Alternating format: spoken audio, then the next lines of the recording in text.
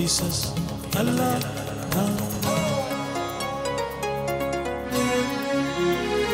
shines of India.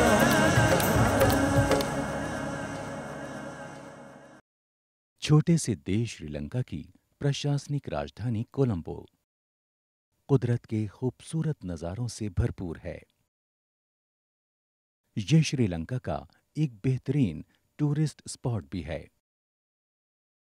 यहाँ पर बने इस म्यूजियम का निर्माण देखने और रिसर्च करने यानी दोनों को ध्यान में रखकर किया गया है। यहाँ एक व्यस्त बंदरगाह भी है जो देश में आयात निर्यात का मुख्य केंद्र है। इस तरह कोलंबो का यहाँ के आर्थिक विकास में काफी अहम रोल है। श्रीलंका में धार्मिक ढांचा कमोवेश भारत की तरह ही है।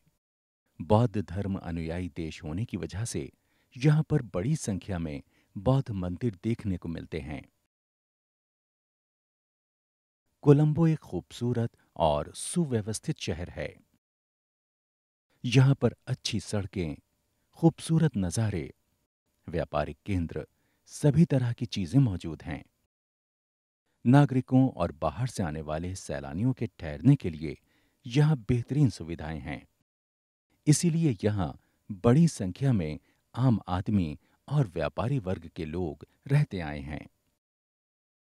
हिंदू लोगों में ऐसी मान्यता है कि रावण यहीं का रहने वाला था।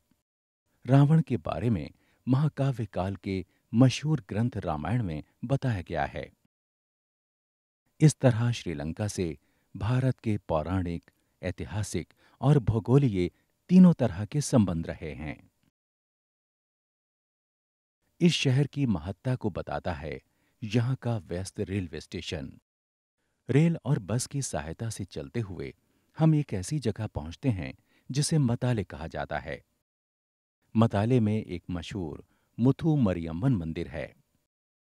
ये मंदिर एक ऐसी जगह पर स्थित है जिसके आसपास पहाड़ गाढ़ के रूप में मौजूद हैं। कलात्मक ढंग से बनाया गया मंदिर का शिखर 108 फीट ऊंचा है।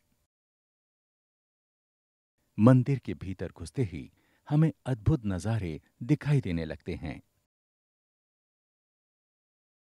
यहां से हमें एक बोर्ड दिखाई दे रहा है जो बगल के प्रवेश वाले रास्ते पर लगा हुआ है। लंबे गोपुरम के पीछे एक खूबसूरत मेहराब है। इसके सीधे और अगल-बगल दोनों ओर खूबसूरती जैसे बिखरी पड़ी है। शिखर पर संगमरमर के चूरे से बनाई गई मूर्तियां काफी खूबसूरत हैं। गोपुरम में प्रवेश करते ही द्वार पर दोनों ओर खड़े द्वारपाल इस जगह को और भी खास बनाते हैं। हालांकि भारत से श्रीलंका के राजनीतिक संबंध उतने पुराने नहीं हैं जितने कि आध्यात्मिक संबंध। दोनों देशों के बीच के आध्यात्मिक संबंध सैकड़ों सालों से हैं। इस जगह पर भगवान गणेश जी विराजमान हैं। इस पवित्र जगह की रक्षा के लिए द्वारपाल भी हैं। भगवान कार्तिक यहाँ पर भगवान मुरुगा को कहते हैं। यहाँ पर तमिल देवता षणमुख भी हैं। षणमुख का मतलब होता है 6 मुंह वाला। इनकी पत्नी वल्ली और देवनई भी यहाँ उनके साथ विराजमान हैं। यहाँ पर धातुओं की बनी वल्ली, देवनई और समाधि षणमुगार की प्रतिमाएं हैं। यहाँ हमें ठीक उसी तरह के पुजारी मिलते हैं जैसे कि तमिलनाडु के मंदिरों में मिलते हैं। यहाँ तक कि पूजा के लिए गाए जाने वाले श्लोक भी संस्कृत भाषा में ही होते हैं। मंदिर से जुड़ी हुई परंपराएं भी तमिलनाडु से मिलती जुलती हैं। ध्वज दंड से पहले भगवान गणेश की एक प्रतिमा स्थापित है। ये प्रतिमा पंचमुख विनायगार कहलाती है। इसका अर्थ होता है 5 मुख वाले गणेश। मगर यहां पर पंच विनायक की मूर्ति में हाथी के 5 सिर लगे हुए हैं। यहां पर भगवान गणेश का एक और पवित्र स्थल है। गणेश भगवान शिव के बड़े पुत्र और माता पार्वती के दुलारे हैं। भगवान गणेश को बुद्धि प्रदाता और विघ्न विनाशक माना गया है। श्रद्धालुओं के सच्चे मन से याद करने पर गणेश जी जल्दी ही प्रसन्न हो जाते हैं। इसीलिए उन्हें गरीबों का देवता माना गया है।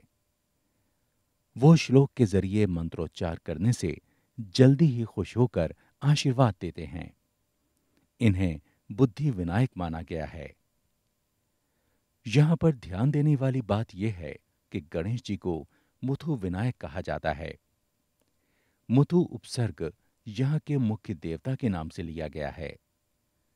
मुख्य देव यहाँ पर मुथु मरियम्मन कही जाती हैं। यहाँ पर मुथु कुमार स्वामी का भी एक पवित्र स्थल है। उनके साथ उनकी पत्नियां वल्ली और देवनई भी हैं। मुथु उपसर्ग इन्हीं देवता के नाम से लिया गया है, जो बाकी देवताओं के साथ जोड़ दिया गया लगता है। Shines of India.